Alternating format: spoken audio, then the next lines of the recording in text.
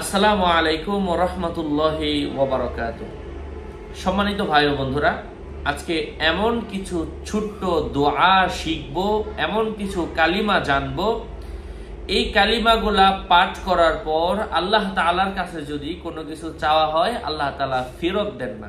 সুবহানাল্লাহ, আল্লাহু আকবার। এই কালিমাগুলা হাদিস শরীফের মধ্যে এসেছে। এমন 5টা কালিমা আজকে আপনাদেরকে এই ভিডিওতে শিক্ষা দেব। এটা হাদিসের মধ্যে এসেছে, কারো বানানো কোনো পীর ফকির ওলি আউলিয়া দরবেশ গণকের দেওয়া ওজিফা নয়।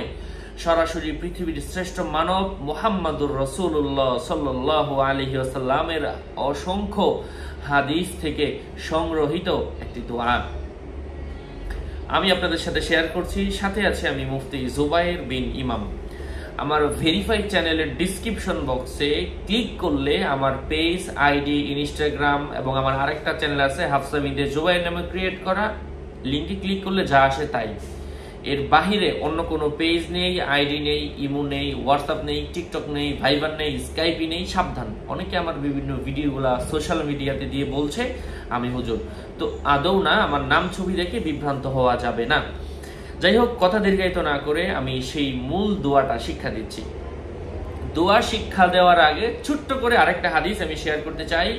হাদিসটা এতই গুরুত্বপূর্ণ যা তিরমিজি শরীফ, নাসাই শরীফ, ইবনে হিব্বান শরীফ, ইবনে মাজা শরীফের মধ্যে এতগুলা হাদিসের কিতাবের মধ্যে স্থান পেয়েছে।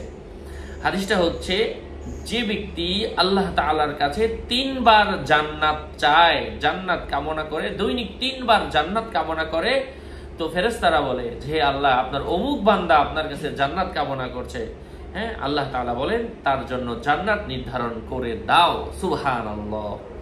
এবং যে ব্যক্তি আল্লাহ তাআলার কাছে 3 বার জাহান্নাম থেকে আশ্রয় চায়, যে হে আল্লাহ, আমি ভুল করেছি, ইন্নী যালামতু নাফসি ফাগফিরলি, হে আল্লাহ, আমি নিজের উপর জুলুম করে ফেলেছি, তুমি আমাকে মাফ করে দাও। জাহান্নাম থেকে আমি আশ্রয় চাই, ইন্নী আউযু বিকা মিনান নার, আমি জাহান্নাম থেকে আশ্রয় চাই। আল্লাহ পাক 3 বার যদি এই দোয়াটা কেউ পড়ে, যে হে আল্লাহ, আমি জাহান্নাম থেকে আশ্রয় চাই, আরবি বলতে হবে না, তুমি আল্লাহর কাছে বাংলায় দোয়া করো, হে আল্লাহ, আমি আরবি বললাম না, ইন্নী আসআলুকাল জান্নাহ ওয়া আউযু বিকা মিনান নার, মানে হে আল্লাহ, আমি জান্নাত চাই, জাহান্নাম থেকে আশ্রয় চাই। আল্লাহ পাক বলে তার নাম জাহান্নামীদের খাতায় থাকলে কেটে দাও। আল্লাহু আকবার। যাই হোক, এবার সেই দোয়াটা জানাতে চাচ্ছি এই ভিডিওতে, যে দোয়াটা 5টা কালিমা, যেটাকে বাংলায় কলেমা বলা হয়, 5টা কলেমা আল্লাহ তাআলার কাছে যদি কেউ হাত তুলে চায়, আল্লাহ পাক খালি হাতে ফিরিয়ে দিতে লজ্জা পান। আল্লাহু আকবার, লা হাওলা ওয়ালা কুওয়াতা ইল্লা বিল্লাহ। প্রথম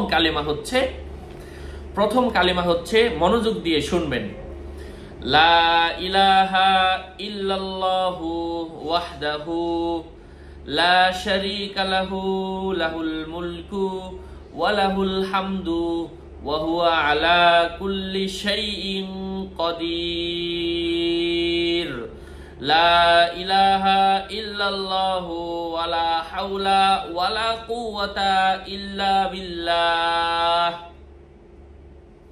এখানেই 5টা কালিমা রয়েছে। আমি আবারও বলছি, লা ইলাহা ইল্লাল্লাহু ওয়াহদাহু লা শারীকা লাহু লাহুল মুলকু ওয়া লাহুল হামদু ওয়া হুয়া আলা কুল্লি শাইইন কাদির। লা ইলাহা ইল্লাল্লাহু ওয়া লা হাওলা ওয়া লা কুওয়াতা ইল্লা বিল্লাহ।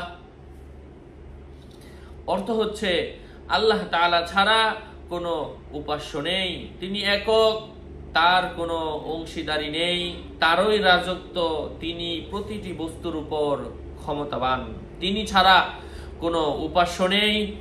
গুনাহ থেকে বিরত থাকা এবং ইবাদতের উপর শক্তি অর্জিত হওয়া আল্লাহ তাআলা ছাড়া অন্য কারো মাধ্যমে আল্লাহর সাহায্য না আসলে সম্ভব নয়।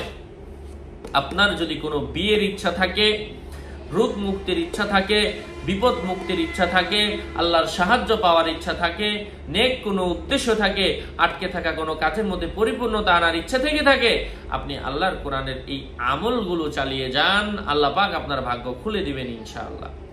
আরো আপডেট পেতে সাথেই থাকবেন। সুস্থ থাকবেন, ভালো থাকবেন।